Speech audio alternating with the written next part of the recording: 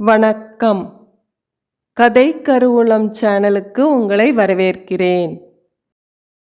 நேர்மையாக நடந்து அதன் பலனை பெறாத பொழுது தர்மம் தோற்பது போல தெரியலாம். ஆனால் என்றாவது ஒரு நாள் சூழ்நிலை மாறும். ஆடியவர் அடங்கும் நேரம் வரும். அன்று தர்மத்தின் கரத்திலிருந்து எவரும் தப்ப இயலாது. கடலில் கல் எறிவதால் கடலுக்கு வலிப்பதில்லை, கல்தான் காணாமல் போகும். அதேபோல விமர்சனங்கள் கல்லாக இருக்கட்டும், நீங்கள் கடலாக இருங்கள். நடக்க இருப்பதை கணிக்கவும் இயலாது, நடக்கப் போவதை உருவாக்கவும் முடியாது. நடப்பதனைத்தும் இனிமையானது என்று ஏற்றுக்கொள்ளுங்கள். நீ எப்போதெல்லாம் அதிகமாக அவமானம் மற்றும் ஏமாற்றம் படுகிறாயோ அந்த நிமிடங்கள்தான் உன்னை உருவாக்குகிறது என்று அர்த்தம்.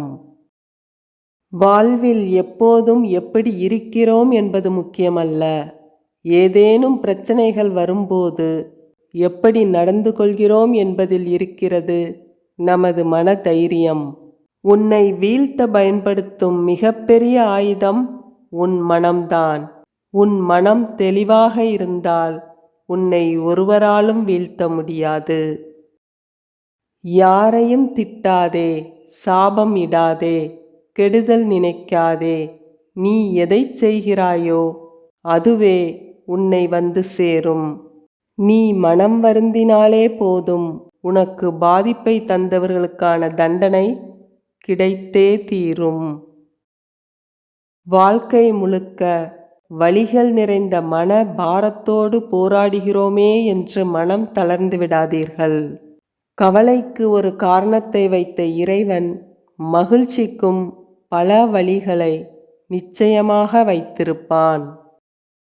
எல்லாம் கடந்து போகும் என்ற நம்பிக்கையிலும் இதுவும் மாறிப்போகும் என்ற நிதர்சனத்திலும் எல்லாம் பழகிப்போகும் என்ற யதார்த்தத்திலும் எல்லாம் நன்மைக்கே என்ற மனப்பக்குவத்திலும் கடப்போம் ஒவ்வொரு நாளும். உன்னை பலவீனப்படுத்தும் தேவையற்ற பயத்தை உன்னை விட்டு ஒதுக்கிவிடு. ஏனென்றால் பயம்தான் உன்னை தவறான முடிவுகளை எடுக்க வைக்கும்.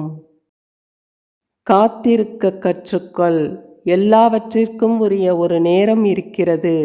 அவசரப்படுவதால் நிம்மதி தொலையுமே தவிர நன்மை எதுவும் கிடைக்கப் போவதில்லை.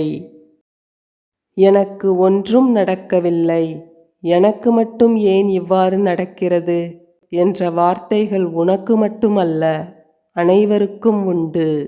புலம்புவதை விடுத்து அவற்றை உனது அறிவை கொண்டு வெற்றி பெற முயற்சி செய். உன் கண்ணில் தெரிகின்ற காட்சிகளிலும் காதில் கேட்கின்ற சொற்களிலும் வாழ்க்கைக்கு எது நல்லதோ அதை மட்டும் எடுத்துக்கொண்டு தேவையற்றதை தூக்கி எறி. துன்பமின்றி வாழலாம். வாழ்க்கையில் துன்பமாகவே இருந்தால் வாழ்க்கை வெறுத்துவிடும். வாழ்க்கையில் மகிழ்ச்சியாகவே இருந்தால் வாழ்க்கையின் மதிப்பு நமக்கு தெரியாமல் போய்விடும். இன்பமும் துன்பமும் கலந்து இருந்தால்தான் வாழ்க்கை இனிமையாக இருக்கும். என்ன நடந்தாலும் ஏற்றுக்கொள்ள உன்னை நீயே தயார்படுத்திக்கொள். ஏனெனில் எல்லா நேரங்களிலும் வாழ்க்கையில் நீ எதிர்பார்ப்பது மட்டுமே நடக்காது.